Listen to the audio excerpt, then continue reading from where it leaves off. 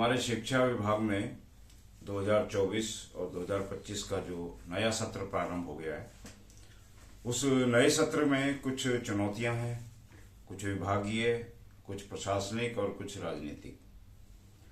शिक्षा विभाग काफ़ी समय से बिना शिक्षा निदेशक के चल रहा है और ऐसा शायद इस शिक्षा विभाग में पहली बार हुआ है कि लंबे समय तक कोई विभाग में जो शिक्षा निदेशक है वो स्थायी रूप से कोई नहीं है। अस्थायी रूप से जो काम चल रहा है वो पहले इतना कामयाब नहीं हुआ। चुनौतियां बहुत ज़्यादा हैं, परेशानियां बहुत ज़्यादा हैं और जो पहले विभाग ने जो नीतियां बनाई हैं या जो अपना एक्सपेरिमेंट की है, जिसे एक्सपेरिमेंट ही कहेंगे, शिक्षा विभाग में एक साथ में इतने ज़्यादा प्रयोग किए गए। सबको खुश करने के लिए हैप्पीनेस करिकुलम लागू किया गया। दलाई लामा जी के साथ में उनकी शुरुआत हुई, शुरू में बड़ा अच्छा माहौल बना, हैप्पीनेस स्टार्ट हुआ, उसकी मार्केटिंग हुई, बहुत अच्छा हुआ। उसके बाद में देशभक्ति करिकुलम चला, उसके लिए भी बहुत भारी आयोजन किया गया और नौकरी देने वाला बनाने के लिए एक बिजनेस ब्लास्टर का प्रोजेक्ट चालू किया गया। तीनों चीजें सरकार की थी, मार्केटिंग थी, मीडिया था, सब कुछ था, बहुत अच्छे तरीके से चल रहा था। लेकिन अंदरूनी सच्चाई क्या है कि इन सब को पढ़ाने के लिए इन तीन सब्जेक्ट को, हैप्पीनेस, ईएमसी और देशभक्ति, अलग से विभाग ने कोई नियुक्ति नहीं की और अपने ही आंकड़े इस तरीके से बनाए कि जो सैंक्शन पोस्ट हैं उसमें भी लगभग 8,000 की कमी हो गई। नया सत्र प्रारंभ हो गया। अब इन सत्र को चलाने के लिए जो शिक्षकों की आवश्यकता है वो तो बढ़ी नहीं है, बल्कि पहले से कम हो गई है। ईएमसी, करिकुलम, देशभक्ति, इसको पढ़ाने के लिए विभाग ने कोई भी व्यवस्था नहीं की है। परिणाम ये हुआ है कि जो विषय के शिक्षक हैं उन्हीं के ऊपर यह अतिरिक्त कार्यभार आ गया है और उन्हें अपने मूल विषय से दूर होकर के इनमें अपना समय देना पड़ रहा है। जनरली 6 पीरियड हुआ करते थे टीजीटीज की अगर बात करें तो, अब वो 6, 7 और 8 पीरियड भी लग चुके हैं। 8 पीरियड लगने के बाद में उसका असर क्या हुआ है कि जो ये ईएमसी, देशभक्ति है, इनका पेपर तो होता नहीं है फिलहाल। एग्जाम के पॉइंट ऑफ व्यू से या बच्चों के पॉइंट ऑफ व्यू से इतना इंपॉर्टेंस नहीं है, लेकिन जो मेन सब्जेक्ट हैं उन सब के ऊपर इतना बुरा असर हुआ है कि उसका एकेडमिक रूप से जो परिणाम है वो इस विद्यालय के शिक्षक और विद्यार्थी अच्छी तरह जानते हैं। सरकार की अपनी नीति हो सकती है, लेकिन एक शिक्षक के नाते, एक विद्यालय के नाते और एक संगठन के पदाधिकारी होने के नाते हमारा ये फर्ज है कि जो जमीनी सच्चाई है उसे हम एज इट इज आपके सामने रखें और आप लोग जानते भी हैं। पर सवाल ये है कि बोलेगा कौन। अगर शिक्षक तनाव में है, उसके लिए हैप्पीनेस क्या मायने रखती है।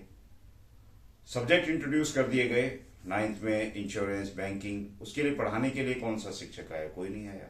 सोशल साइंस वालों के ऊपर अतिरिक्त भार लाद दिया गया और वो लोग अपना काम चलाओ जैसे भी उसे कर रहे हैं। तो कुल मिलाकर शिक्षा विभाग पीठ थपथपाने के लिए तो कह सकता है, लेकिन असल में बच्चों के साथ में, शिक्षकों के साथ में बहुत ही गलत हो रहा है और नए सत्र में ये बहुत ज्यादा नजर आ रहा है। जहां तक मेरा अपना संपर्क है विद्यालय में, अपने जिला के विद्यालयों में काफी स्टाफ सेक्रेटरी से, एचओएस से, सभी से संपर्क रहता है और सभी, बल्कि अधिकारी भी दबी जबान से स्वीकार करते हैं कि बहुत अत्यधिक दबाव में है, लेकिन इस नीति का फायदा किसी को भी नहीं हो रहा है। जो नीति निर्माता हैं उन्होंने भी शायद नहीं सोचा होगा कि उनकी इन नीतियों की दुर्गति कैसे होगी। एसओएसई स्कूल सभी जानते हैं, प्रतिभा विकास विद्यालय का एक वर्जन है ये। प्रतिभा विकास ने जो कीर्तिमान कायम किया, ISO 9000 सर्टिफिकेट उस समय में उसे मिला था, उसके हिसाब से जो उसके ISO के जो मानक होते थे, तो क्वालिटी वाइज वो कहीं भी कम नहीं था। लेकिन अब जो नए ये DBSE जो बन गया है, DBSE के बारे में जो DBSE से जुड़े हुए हैं वो बेहतर जानते हैं किस तर्ज पर ये काम किया जा रहा है और उसका रुझान आने शुरू हो गए हैं बहुत जल्द। क्योंकि एक्सपेरिमेंट आप कीजिए, ठीक है, राजनीतिज्ञों की अपनी मजबूरी होती है, लेकिन देश की पीढ़ी के साथ में आप खिलवाड़ ना करें और ये शायद खिलवाड़ ही है। तो अब समय आ गया है कि जो भी जागरूक लोग हैं इसे समालोचना के तरीके से देखें, कोई आलोचना नहीं है। सरकार के जो अच्छे काम है उनकी तारीफ होनी चाहिए, लेकिन जो विद्यालय में रहने वाले शिक्षक हैं, पदाधिकारी हैं, वो सब अच्छी तरह जानते हैं कि इस क्रांति की सच्चाई क्या है। अभी 2-3 दिन पहले हाई कोर्ट ने भी हाईलाइट किया है। उन्होंने दिखाया कि क्या पोजीशन है, शिक्षकों की क्या पोजीशन है, शिक्षक विद्यार्थी का अनुपात कितना है, आरटी एक्ट क्या कहता है, आरटी एक्ट में कितने बच्चों के लिए कहा गया है और हकीकत में हो क्या रहा है, कितने बच्चे हैं, इंफ्रास्ट्रक्चर की क्या हालत है। बल्कि इवन अगर देखा जाए तो जो कॉन्ट्रैक्ट पर जो लोग रखे गए हैं, सफाई कर्मचारी हैं या गार्ड हैं, 3-3 महीने से उनकी सैलरी नहीं आ रही थी बीच में। कौन है सुनने वाला, कौन है कहने वाला। लेकिन ये अंदरूनी सच्चाई है जिसे कोई भी अनभिज्ञ नहीं रह सकता। उनकी मजबूरी हो सकती है कुछ ना कहने के लिए। बड़ा चढ़ा करके कहना भी गलत है, लेकिन यथास्थिति को कहना किसी भी दृष्टि से गलत नहीं है। अगर हम एक शिक्षक होने के नाते अपने विद्यार्थी को अपना सर्वश्रेष्ठ नहीं दे पा रहे हैं तो ऐसा इसलिए नहीं है कि हम सक्षम नहीं है, ऐसा इसलिए है कि विभागीय नीतियों ने हमें अक्षम बना दिया है। हम जिस विषय के लिए बने हैं, जिस चीज के लिए हमने ट्रेनिंग ली है, जिस चीज में हम पारंगत हैं, उसी काम को हमसे दूर किया जा रहा है और दूसरे जो काम हैं उनमें इन्वॉल्व किया जा रहा है।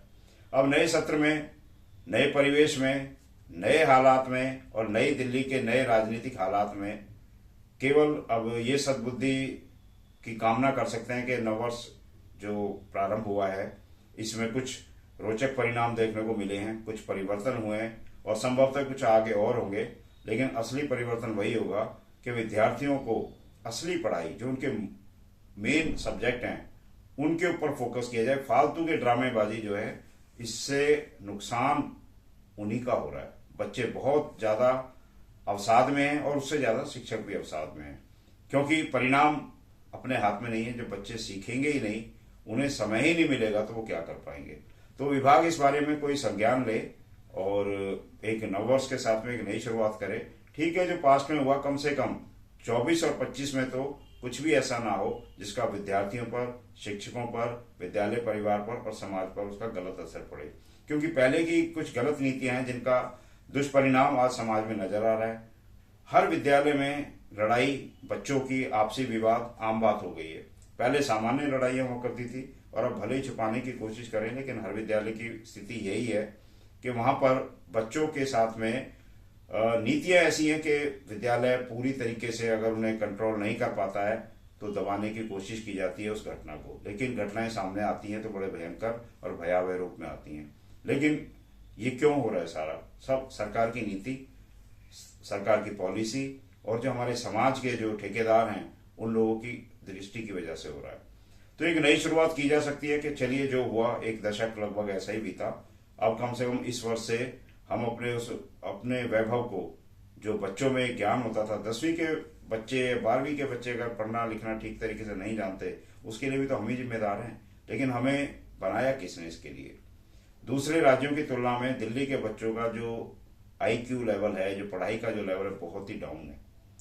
इसको ऊपर करने का काम किसने करना है? वो सर्टिफिकेट से नहीं होना है, वो इंटरनेशनल मीडिया में आने से नहीं होना है, वो ग्राउंड रियलिटी से होगा। बुनियाद प्रोजेक्ट बहुत अच्छा था, लेकिन उस बुनियाद को राजनीतिक रूप से जोड़ दिया गया कि हर एक किसी को करना है। बच्चा फुल फ्लैश आने शुरू हो गए, जिनको आता था वो भी आते थे, उन्हें फ्रूटी मिलती थी, उन्हें रिफ्रेशमेंट मिलती थी। नतीजा ये हुआ कि जो मूल मकसद था उसका, बच्चे की बुनियाद का, वो आर्थिक बुनियाद समृद्ध करने में लग गया। तो ऐसे दुष्परिणाम पहले हुए हैं जिनको लेकर के काफी व्यथित है, समाज भी काफी व्यथित है और जानते सब लोग हैं, लेकिन पहल कौन करे?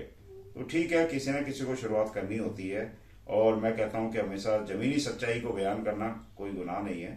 बड़ा चढ़ा करके कहना गुनाह है, उसमें बातों को लाग लपेट करना गुनाह है, लेकिन सच कहने के लिए जिगर होना चाहिए और लोगों में सहन शक्ति भी होनी चाहिए। तो ये वर्ष सभी के लिए अच्छा रहे और उम्मीद है कि जब ये लोकसभा इलेक्शन वगैरह हो जाएंगे उसके बाद से पूरी तरह से जो ये शैक्षणिक कार्य है पूरी तरह शुरू हो जाएगा। क्योंकि अभी 6ठी की क्लासेस का कुछ टेक्स्ट बुक का मसला चल रहा है, कुछ जो शक्तियां हैं HOS की पावर, उसमें भी कुछ प्रॉब्लम आ रही है। सैंक्शन पावर उनके पास में नहीं है। कोई स्टेशनरी या कोई अगर बुक्स वगैरह के लिए कोई जाता है तो फिर पेड अकाउंट वाले उस पर ऑब्जेक्शन करते हैं। तो ये सारी चीजें शिक्षा के मार्ग में एक रोड़ा है जिसको लेकर के पूर्णकालिक जो शिक्षा निदेशक हैं, शिक्षा सचिव हैं, इस मामले में संज्ञान लें और एक शिक्षण कार्य को और प्रशासनिक अमले जामे को थोड़ा दुरुस्त करें और असली शिक्षा की तरफ ध्यान दें। धन्यवाद।